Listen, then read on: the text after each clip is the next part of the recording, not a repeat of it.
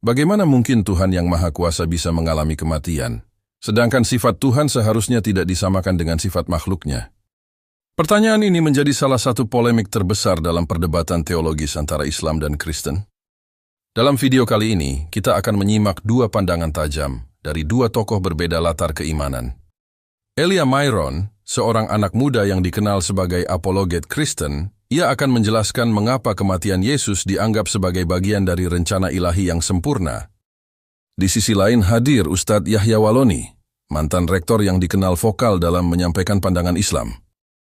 Ia akan membeberkan alasan logis dan teologis, mengapa konsep Tuhan yang mati tidak bisa diterima dalam Islam. Dua tokoh, dua perspektif, dua keyakinan, dua argumen yang saling bertolak belakang. Dari perbedaan ini, mana yang lebih logis menurut Anda? Pastikan Anda menyimak video ini dari awal hingga akhir, karena setiap argumen bisa menggugah logika dan hati Anda. Tuhan Yesus datang ke dunia ini menggantikan kematian yang seharusnya kita terima, agar setiap orang yang percaya kepadanya tidak lagi mengalami kematian itu. Ya, jadi Tuhan Yesus itu menggantikan apa yang seharusnya kita terima, yaitu kematian kekal. Dan Tuhan Yesus tidak hanya menggantikan kita, tetapi Dia mengalahkan kuasa kematian itu melalui kebangkitannya. Maka orang yang percaya kepada Dia akan turut dibangkitkan sama seperti Dia yang telah bangkit dan menang melawan kuasa kematian itu. Jadi kenapa sih Yesus harus mati? Ya, mungkin teman-teman Muslim atau orang di luar Kristen akan bertanya-tanya, kenapa sih Tuhan itu harus mati, kok repot banget gitu ya? Karena Tuhan Yesus pernah berkata, Akulah kebangkitan dan hidup. Kalau Dia tidak mati, bagaimana mungkin Dia membuktikan ucapannya bahwa Dia adalah kebangkitan dan hidup?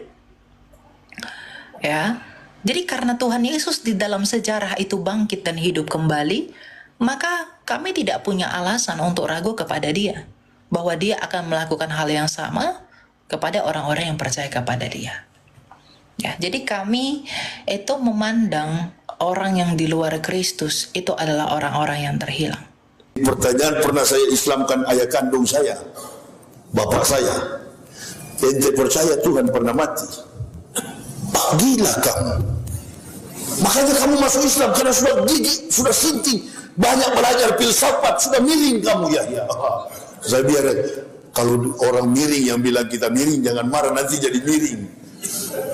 Kalau kafir yang bilang kita orang Islam gila, gak usah marah, karena yang mengatakan kita gila adalah orang-orang gila, nanti jadi gila.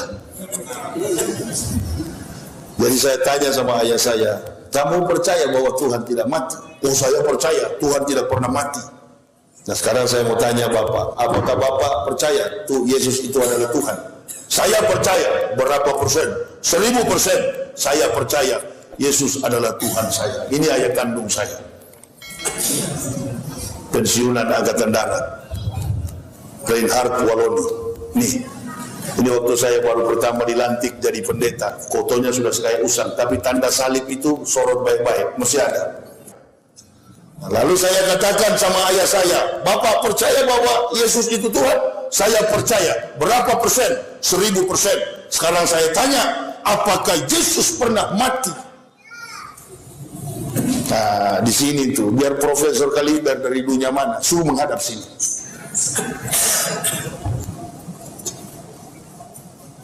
Apakah Yesus pernah mati?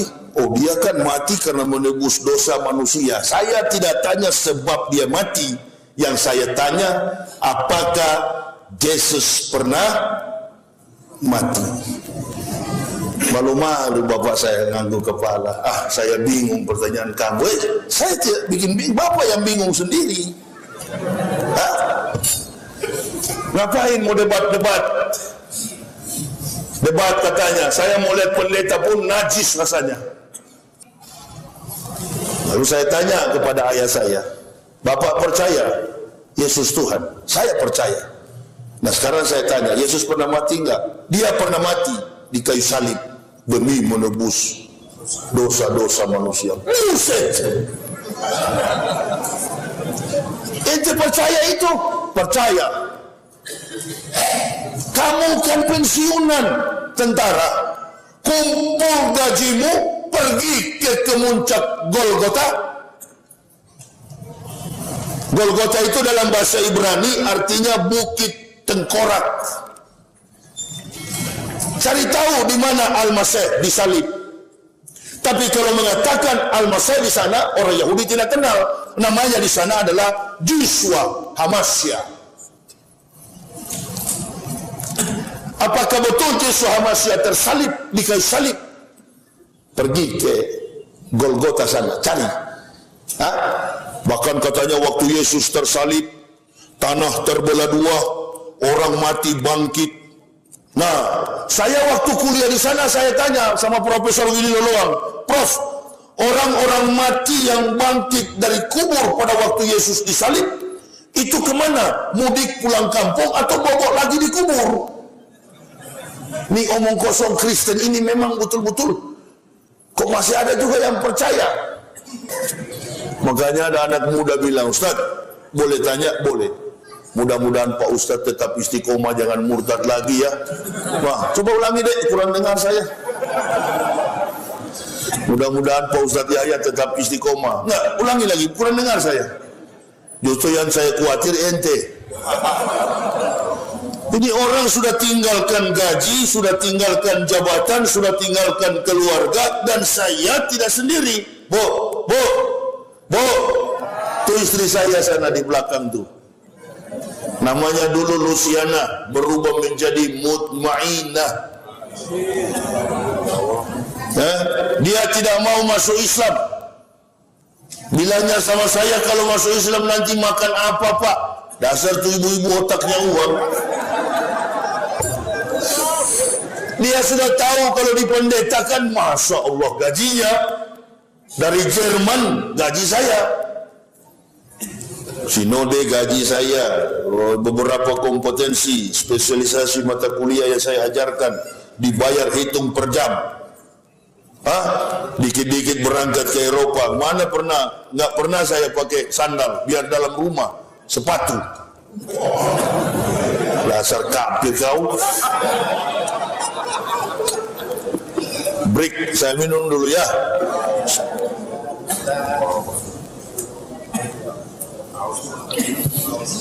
Jadi istri saya bilang, pikir-pikir dulu lah Pak, kalau masuk Islam.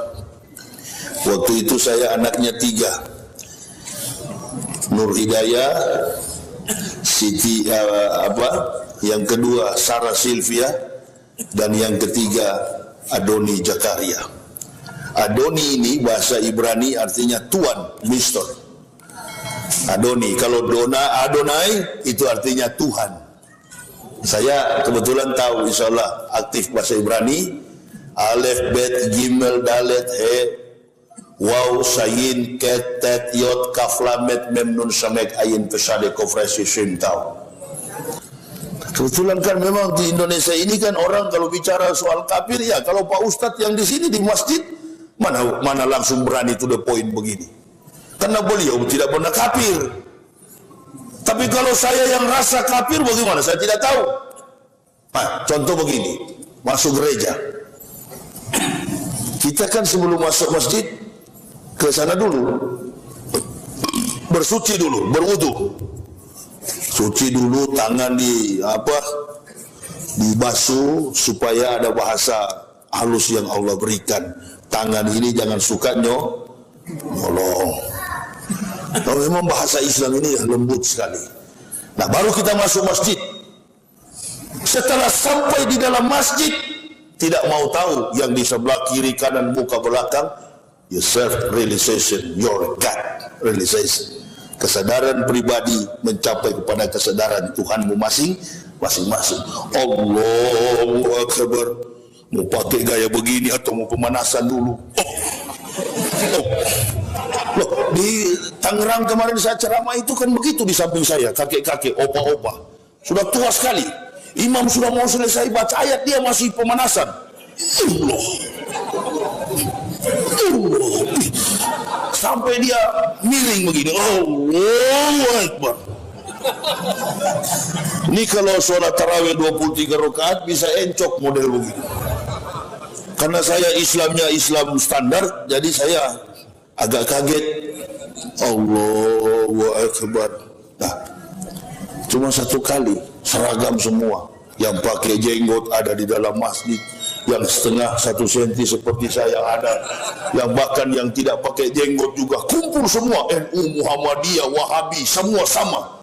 Wahdah, kumpul satu jamaah. Ahlus Sunnah wal Jamaah. Tapi kalau di kafir sana tidak boleh. Protestan gerejanya sendiri, kebaktiannya sendiri, lagunya sendiri, ajarannya beda, kitabnya beda. Makanya kalau pendeta ketemu pastor di jalan begini, kalau kita ustadz kan salam. Assalamualaikum Ustadz, ya yang mau kemana? Nah, ini kata Ustadz Muhammad. Menghormati boleh. Di sini masjid, di situ gereja. Hari Minggu kebaktian, gerejanya parkiran tidak ada, masjid kosong. Datang ke Pak Imam, selamat pagi Pak Imam. Pak Imam menjawab, ya memang pagi. Siapa bilang sore?